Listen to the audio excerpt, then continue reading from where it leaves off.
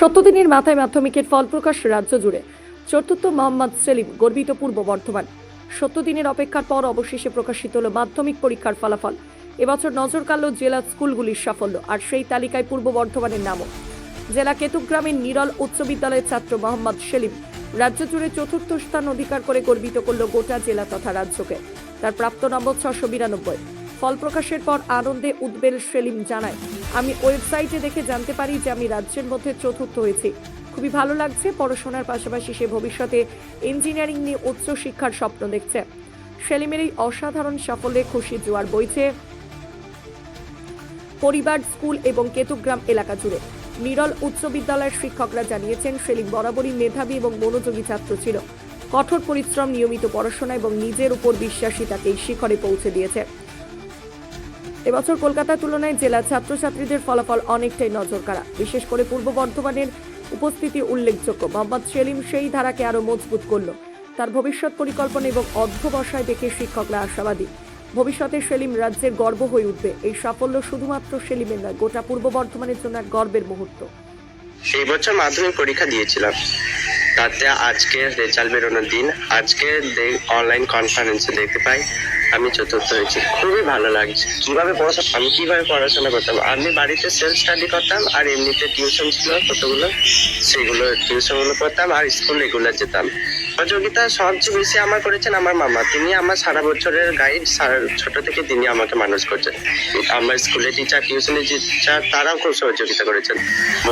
আচ্ছা, স্পেশাল সহযোগিতা সবসময় পেয়েছি। সে কখনোই সহযোগিতার হাত ওনারা ছিনিয়ে নেননি, সবসময় সহযোগিতার হাত বাড়িয়ে দিয়েছেন যখনই গিয়েছি।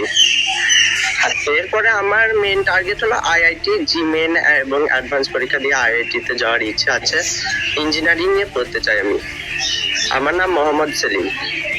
ভাত খেতে শুরু করেছিলাম, সেই সময় মোবাইলটা চালিয়ে রেখেছিলাম, কারণ আজকে অনলাইন কনফারেন্স হওয়ার কথা ছিল। সেখানে তখন আমরা দেখতে পাই কি চতুর্থ র্যাঙ্কে পূর্ব বর্ধমান জেলা নিরল হাই স্কুলের ছাত্র হিসেবে আমার নাম ঘোষণা করা হচ্ছে। কেমন তখন খুবই দারুণ লেগেছিল। আমাদের নিরল স্কুলের ক্ষেত্রে এটা খুবই গর্বের ব্যাপার, খুব আনন্দের ব্যাপার।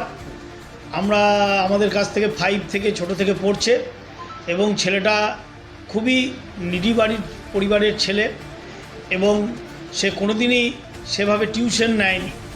ক্লাস 9 থেকে তার 2-1টা করে সাহায্যের দরকার হয়েছে, আর যা অসুবিধা হতো সবই স্কুলের শিক্ষক মহাশয়দের কাছেই অবসর সময়ে টিফিন আওয়ার্সে দেখিয়ে নিত। 9 এবং 10-এই কিছুটা গৃহশিক্ষকের সাহায্য নিয়েছে, তাছাড়াও নিজেই পড়তো।